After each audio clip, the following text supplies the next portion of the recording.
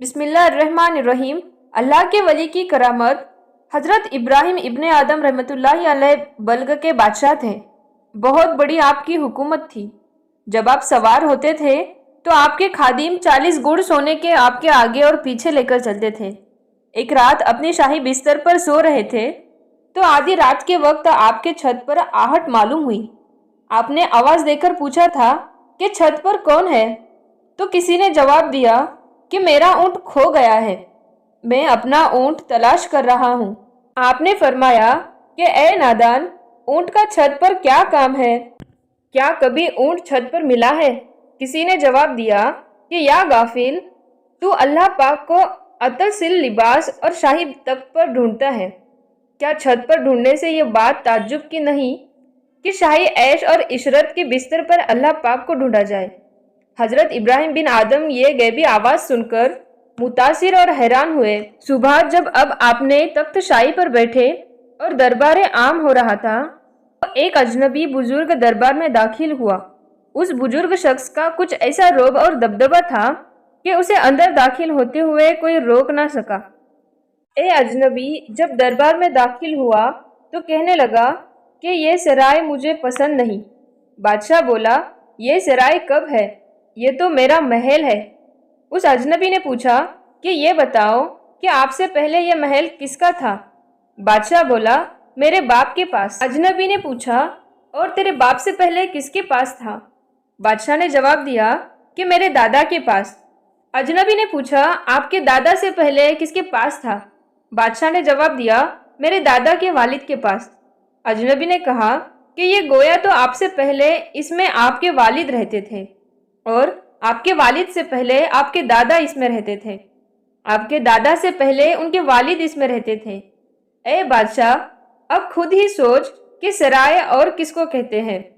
सराय भी तो वही होती है जिसमें एक जाए और दूसरा आए, वो भी जाए और तीसरा आए। ये कहकर वो अजनबी बाहर निकल गया और गुम हो गया। हजरत इब्राहिम बिन आदम रहमतुल्लाह अलैहि तख्त से उतरे और उस अजनबी के पीछे दौड़े, यहाँ तक कि उसे पा लिया और उसे पूछा कि आप कौन हैं? तो उसने जवाब दिया कि मैं खिज़्र हूँ। हजरत इब्राहिम बिन आदम रहमतुल्लाह के दिल पर यह वाक़ियात का बड़ा गहरा असर हुआ और दुनिया भी सल्तनत को खैराबाद कहकर अपने 9 साल तक के घर में सुकूनत इख्तियार करके बहुत मुजालिहात और रिजायतें की। फिर आप आसमानी रिहालत के एक चमकते सितारे बन के चमके। मौलाना रूम रहमतुल्लाहि अलैह आपका यही वाक़िया लिखकर फिर ये भी लिखा है कि आप एक दम दरिया के किनारे बैठे अपने हाथ से अपना लिबास सी रहे थे कि वहाँ एक अमीर आदमी गुजरा।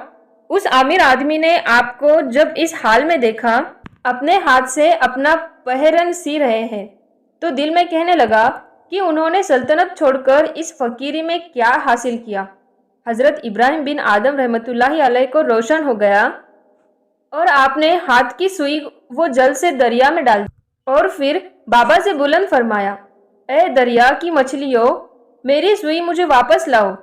उस अमीर ने जब ये वाक़िया देखा तो उसे बड़ा ताज्जुब हुआ और सोचने लगा कि इतने बड़े दरिया में इतनी छोटी सी गिरी हुई सुई भला वापस कैसे मिल सकती है।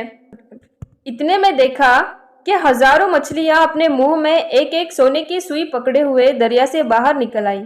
आपने फरमाया कि मुझे ये सोने की सुई नहीं चाहिए। चुनाचे एक छोटी सी मछली अपने मुंह में अपनी सुई पकड़े हुए लाई और आपके आगे रख दी। अब आपने उस आदमी की तरफ मुतवज्जे होकर फरमाया कि बताओ वो हुकूमत अच्छी है या ये हुकूमत? मेरे प्यारे भाइयों और बहनों, ऐश और इशरत की ज़िंदगी के साथ अल्लाह को पालने का ख्याल बेकार है। दोस्तों, ये भी मालूम हुआ कि सराय खानी दुनिया में अपने पास झोपड़ी भी महल है। ना वो हमारे पास हमेशा रहेगा, ना हम उसमें हमेशा रहेंगे। हम मुसाफिरों की तरह चंद रोज़ रहकर चले जाएंगे। इसी तरह लोग आएंगे और जाएंगे। लिहाजा दुनिया में दिल लगाना बहुत बड़ी नादानी है। दोस्तों, हुजूर अक़दस सल्लल्लाहु अलैहि वसल्लम से हदीस कुदसी में अल्लाह पाक का इरशाद नकल किया गया है कि जो शख्स मेरे किसी वली की ये हालत करता है, यानी उसकी ताहीन करता है या उसे छोटा या कमज़ोर समझता है, وہ میرے ساتھ لڑائی کے لیے مقابلے میں آتا ہے۔ اپنے دوستوں کی حمایت میں ایسا غصے میں آتا ہوں جیسے کہ خطرناک شیر اس کی لڑائی مجھ سے ہوتی ہے، اور میں اپنے دوستوں کی حمایت آتا ہوں۔ اللہ پاک اپنی ولیوں کی محبت ہمارے دلوں میں پیدا فرمائے، اور اللہ پاک ہم سب کو اپنے لیے بندوں کو اکرام اور عزت کرنے کی توفیق عطا فرمائے۔ امید کرتے ہیں ویڈیو آپ کو پسند آئی ہوگی۔ ویڈیو پسند آنے کی صورت میں اس ویڈیو کو تمام دوستوں تک شیئر کر دیجئے اور لائک بھی ضرور کریے۔ اللہ حافظ۔